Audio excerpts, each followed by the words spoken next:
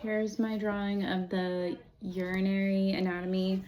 So we have the right and left kidney, we have the adrenal gland, the inferior vena cava, the descending aorta, the renal vein, renal artery, the ureter, bladder, sphincter, and the urethra.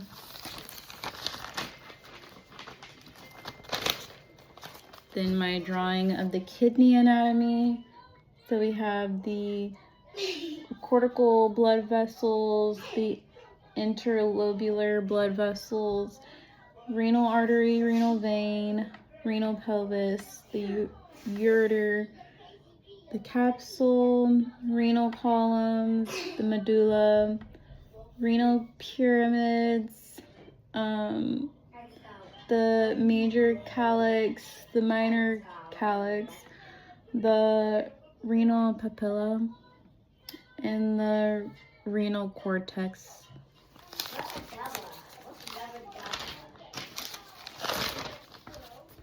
And then here is my drawing of the nephron.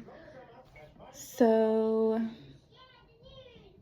starting here, we have the efferent arteriole.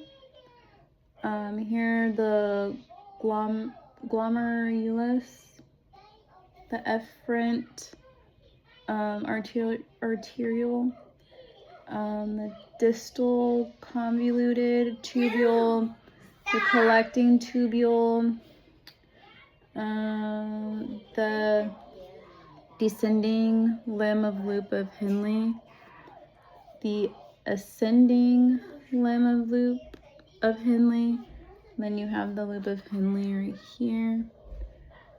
The renal vein, the renal artery, here, the proximal convoluted tubule, and then the Broman's capsule. And then, so we're to explain how the urinary system helps us to maintain homeostasis by filtering the blood. And how does it help regulate ion levels, blood pH, nitrogenous waste, and salts in the blood.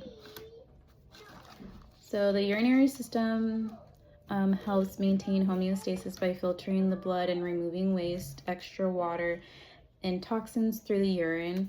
The kidneys help balance ion levels like sodium, potassium, regulate blood pH by controlling hydrogen and bicarbonate ions, and remove nitrogenous